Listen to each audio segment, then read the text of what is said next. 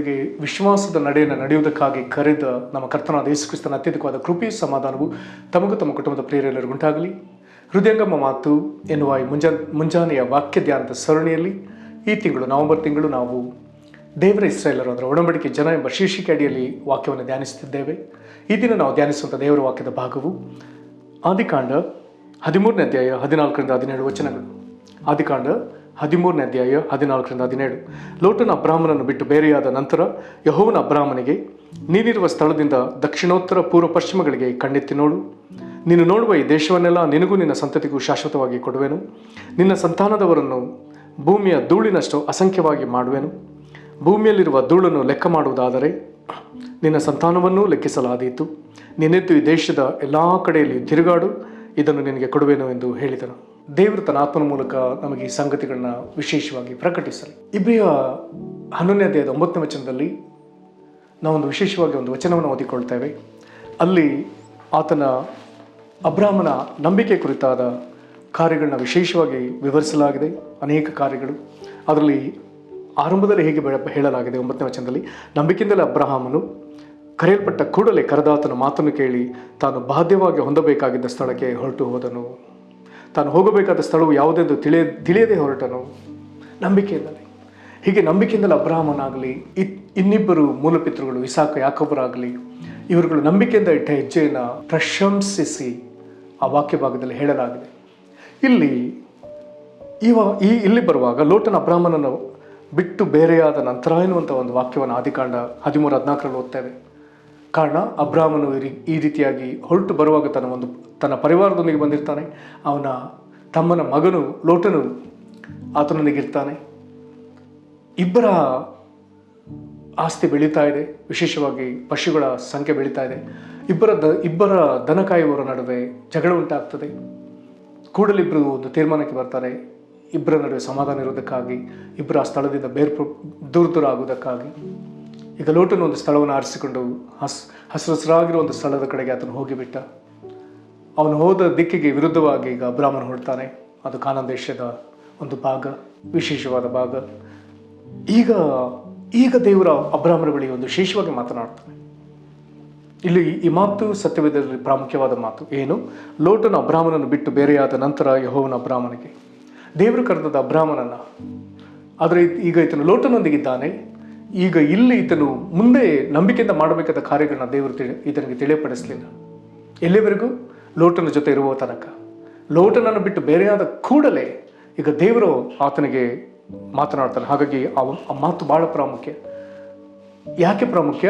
ನಮ್ಮ ಜೀವಿತದಲ್ಲಿ ದೇವರು ನಮಗೆ ಕೊಟ್ಟ ಕೆಲಸಕ್ಕೆ ಒಂದು ವೇಳೆ ನಾವು ದೇವರ ಅಪ್ಪಣೆ ಇಲ್ಲದೆ ಲೋಟನನ್ನು ನಮ್ಮ ಜೊತೆ ಇರಿಸಿಕೊಂಡಿದ್ರೆ ದೇವರು ಅದನ್ನು ಒಪ್ಪಲ್ಲ.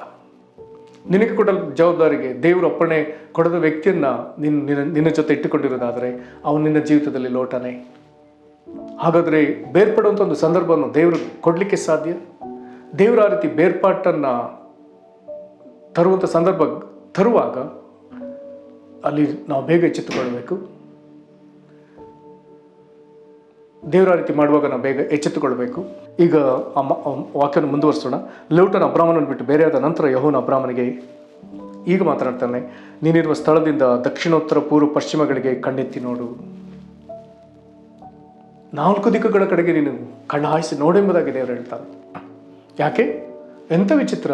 ಅಬ್ರಾಮನ ನೋಡಿದಷ್ಟು ದೂರಕ್ಕೆ ದೇವರಿಗೆ ಅದನ್ನು ಅವನ ಸ್ವಂತಕ್ಕೆ ಆತನು ಕೊಡಲಿಕ್ಕಿದ್ದಾನೆ. ಮುಂದೆ ಅದೊಂದು ದೇಶವಾಗಲಿಕ್ಕಿದೆ. ಆಗ ದೇವರು ಹೇಳ್ತಾನೆ, ನೀನು ನೋಡುವ ಈ ದೇಶವನ್ನೆಲ್ಲ ನಿನಗೂ ನಿನ್ನ ಸಂತತಿಗೂ ಶಾಶ್ವತವಾಗಿ ಕೊಡುವೆ. ದೇವರ ವಾಗ್ದಾನ. ಇಲ್ಲಿ ಯಾವಾಗಲೂ ನನಗೊಂದು ಪ್ರಶ್ನೆ ಬರ್ತದೆ.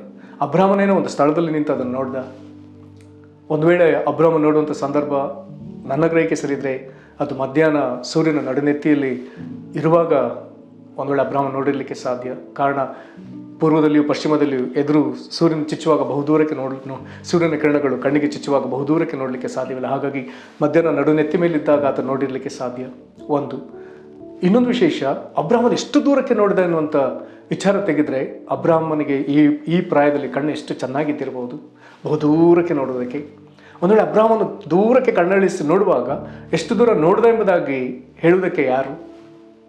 ಈಗಿನ ಸರ್ವೆ ಡಿಪಾರ್ಟ್ಮೆಂಟ್ಗಳಲ್ಲಿ ಅವರು ಒಂದು ಸಾಧನವನ್ನು ಬಳಸಿ ನೋಡ್ತಾ ಇದ್ರೆ ಇನ್ನೊಬ್ಬರು ದೂರದಲ್ಲಿ ಅದೆಷ್ಟು ದೂರಕ್ಕೆ ಎಂಬುದಾಗಿ ಅಳತೆ ಮಾಡುವರಿದ್ದಾರೆ. ನಾನು ಒಂದು ವೇಳೆ ನನ್ನ ಗ್ರಹಿಕೆ ಸರಿದರೆ ಅಬ್ರಾಮನ ದಿನ ನೋಡಿದಷ್ಟು ದೂರಕ್ಕೂ ದೇವದೂತರು ನಿಂತು ಇಷ್ಟು ದೂರ ಎಂಬುದಾಗಿ ಒಂದು ವೇಳೆ ಗುರುತು ಮಾಡಿರಲಿಕ್ಕೆ ಸಾಧ್ಯ, ಅಥವಾ ದೇವರು ಅಲ್ಲಿ ನೆರವಾಗಿರಲಿಕ್ಕೆ ಸಾಧ್ಯ. ದೇವರಿಗೆ ಸ್ತೋತ್ರ.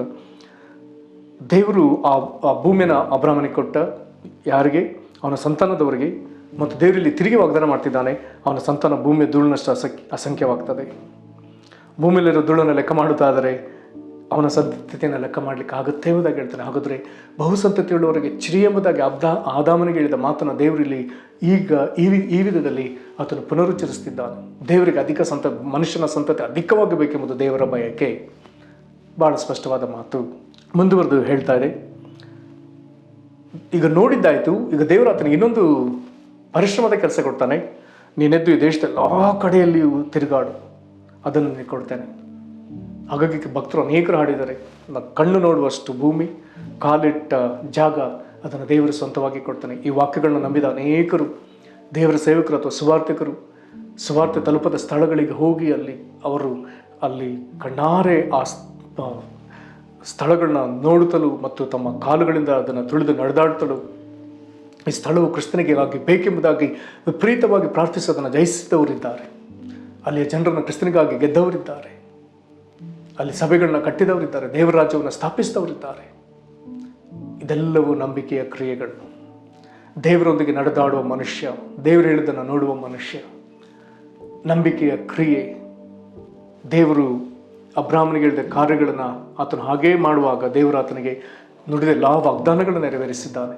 ಈ ವಾಗ್ದಾನಗಳನ್ನು ಹಿಡಿದು ನಡ್ಕೊಂಡ ಭಕ್ತರ ಇದೇ ನಂಬಿಕೆ ನಡವಳಿಕೆಗಳನ್ನ ದೇವರು ಆಶೀರ್ವದಿಸಿ ಅಲ್ಲಿ ದೇವರ ರಾಜ್ಯದ ಅಭಿವೃದ್ಧಿಯ ಕಾರ್ಯಗಳನ್ನ ದೇವರು ಮಾಡಿದ್ದಾನೆ. ಪ್ರಿಯರೇ, ನಂಬಿಕೆಯಿಂದ ದೇವರೊಂದಿಗೆ ನಡ್ಕೊಳ್ಳುವುದಕ್ಕಾಗಿ ದೇವರು ಈ ಕಾರ್ಯಗಳನ್ನು ನಮಗೆ ಕಲಿಸುವಲ್ಲಿ, ಆತನೊಂದಿಗೆ ವಿಶ್ವಾಸದ ಹೆಜ್ಜೆ ಇಡುವುದನ್ನು ದೇವರು ನಮ್ಮ ಮೂಲ ಪಿತೃವಿಗೆ ದೇವರು ಕಲಿಸಿದಲ್ಲಿ ಈ ದಿನಗಳಲ್ಲಿ ನಾವು ಅದಕ್ಕೆ ನಮ್ಮನ್ನು ಒಪ್ಪಿಸಿಕೊಡೋಣ. ನಂಬಿಕೆಯಿಂದಲೇ ನಾವು ದೇವರನ್ನು ಮೆಚ್ಚಿಸುವಂಥದ್ದು. ದೇವರು ನಮಗೆ ವಿಶ್ವಾಸ ಜೀವಿತ ಜೀವಿಸೋದಕ್ಕಾಗಿ ಆತ ನಮ್ಮನ್ನು ಕರೆದಿದ್ದಾನೆ. ದೇವರು ನಿಮ್ಮನ್ನು ಆಶೀರ್ವದಿಸಲಿ. ಪ್ರಾರ್ಥನೆ ಮಾಡೋಣ. ಮಹಾಕೃಪೆಯ ಪರಲೋಕ ತಂದೆಯೇ, ನೀನು ಕರೆದ ಮೂಲ ಪಿತೃ ಅಬ್ರಾಹ್ಮನು, ಆತನಿಗೆ ನಂಬಿಕೆ ಹೆಜ್ಜೆ ಇಡುವುದಕ್ಕೆ ಕಲಿಸಿದಿ, ನಂಬಿಕೆ ಕ್ರಿಯೆಗಳನ್ನ ಮಾಡಲಿಕ್ಕೆ ಹೇಳಿದಿ. ದೇವರ ಆತನು ಎಷ್ಟು ದೂರಕ್ಕೆ 4 ದಿಕ್ಕುಗಳಲ್ಲಿ ಆತನು ದೃಷ್ಟಿಸ್ತಾನೋ ಅಷ್ಟೂ ಜಾಗವನ್ನು ಆತನಿಗೂ ಅವನ ಸಂತತಿಗೂ ಕೊಡ್ತೇನೆ ಎಂಬುದಾಗಿ ಮಾತು ಕೊಟ್ಟ ದೇವರೇ. ಶಾಶ್ವತವಾಗಿ ಆ ಸ್ಥಳವನ್ನು ದೇಶವನ್ನಾಗಿ ಕೊಡ್ತೇನೆ ಎಂಬುದಾಗಿ ಮಾತು ಕೊಟ್ಟ ದೇವರೇ. ಕರ್ತನೆ, ಅವನ ಸಂತತಿಯನ್ನು ವಿಪರೀತವಾಗಿ ಭೂಮಿಯ ಧೂಳನ್ನು ಎಣಿಸುವುದಕ್ಕಾದರೆ ಅವನ ಸಂತತಿಯನ್ನು ಎಣಿಸುವುದಕ್ಕಾದೀತೆ ಎಂಬುದಾಗಿ ಹೇಳುವ ದೇವರೇ. ಹಾಗಾದರೆ ಎಣಿಸಲಿಕ್ಕೆ ಸಾಧ್ಯವಿಲ್ಲದಷ್ಟು ಸಂತತಿಯನ್ನು ಕೊಡ್ತೇನೆ ಎಂಬುದಾಗಿ ಹೇಳಿದ ದೇವರೇ. ಈಗ ಕ್ರಿಸ್ತನಲ್ಲಿ ಕರ್ತನೆ ಭೂಲೋಕದ ಸಕಲ ಜನ ಕುಲಭಾಷೆ ಪ್ರಜೆಗಳವರನ್ನ ನೀನು ಕರ್ತನೆ ಕಡೆಗೆ ಸೆಳೆಕೊಳ್ತಿದೆಯಲ್ಲ, ಈ ವಾಗ್ದಾನವನ್ನು ಈಗ ಕ್ರಿಸ್ತನಲ್ಲಿ ಈ ರೀತಿಯಾಗಿ ನೆರವೇರಿಸ್ತಿದ್ದಲ್ಲ, ಅದಕ್ಕಾಗಿ ನನಗೆ ಸ್ತೋತ್ರ. ಮತ್ತು ಆತನು ಕಾಲಿಡುವ ಜಾಗಗಳನ್ನೆಲ್ಲ ಆತನು ಕೊಡ್ತಾನೆ ಎಂಬುದಾಗಿ ದೇಶದ ಉದ್ದಗಲಕ್ಕೂ ನಡೆಯುವುದಕ್ಕಾಗಿ ಹೇಳಿದೆಯಲ್ಲ ಕರ್ತನೆ. ಈ ವಾಗ್ದಾನಗಳನ್ನು ತೆಗೆದುಕೊಂಡು ಅನೇಕ ದೇವಭಕ್ತರು ಹಾಗೆ ದೇಶದ ಉದ್ದಗಲಕ್ಕೂ ನಡೆದು ಸ್ವಾರ್ಥಿಲ್ಲದ ಸ್ಥಳಗಳಲ್ಲಿ ಕರ್ತನೆ ಅವರು ಇದೇ ವಿಶ್ವಾಸದ ಪ್ರಯತ್ನ ಪಡುವಾಗ ಅಲ್ಲಿ ದೇವರ ರಾಜ್ಯವನ್ನು ತಂದು ಕ್ರಿಸ್ತನ ಸಭೆಯನ್ನು ಸ್ಥಾಪಿಸಿಕೊಟ್ಟಿದೆಯಲ್ಲ, ಅದಕ್ಕಾಗಿ ನಾವು ನಿನಗೆ ಸ್ತೋತ್ರ ಸಲ್ಲಿಸ್ತೇವೆ. ದೇವರೇ, ವಾಕ್ಯವನ್ನು ಕೇಳುವ ನಮ್ಮೊಳಗೂ ಕರ್ತನೆ ವಿಶ್ವಾಸ ಹೆಚ್ಚಲಿ, ವಿಶ್ವಾಸದ ಕ್ರಿಯೆಗಳನ್ನು ಮಾಡುವುದಕ್ಕಾಗಿ ನಮಗೂ ನಿನ್ನ ಆತ್ಮನ ಮೂಲಕ ಕಲಿಸಿಕೊಡು, ನಮ್ಮನ್ನು ಮುನ್ನಡೆಸು. ಇದರಿಂದ ನಿನಗೆ ಮಹಿಮೆ ಆಗಲಿ. ಹಾಗೆ ನೀನು ಮಾಡುವುದಕ್ಕಾಗಿ ಸ್ತೋತ್ರ. ಯೇಸು ಕ್ರಿಸ್ತನ ಹೆಸರಲ್ಲಿ ಬೇಡಿದ್ದೇವೆ ನಮ್ಮ ತಂದೆಯೇ, ಆಮೇನ್. ಕರ್ತನು ನಿಮ್ಮನ್ನು ಆಶೀರ್ವದಿಸಲಿ. ವಂದನೆಗಳು.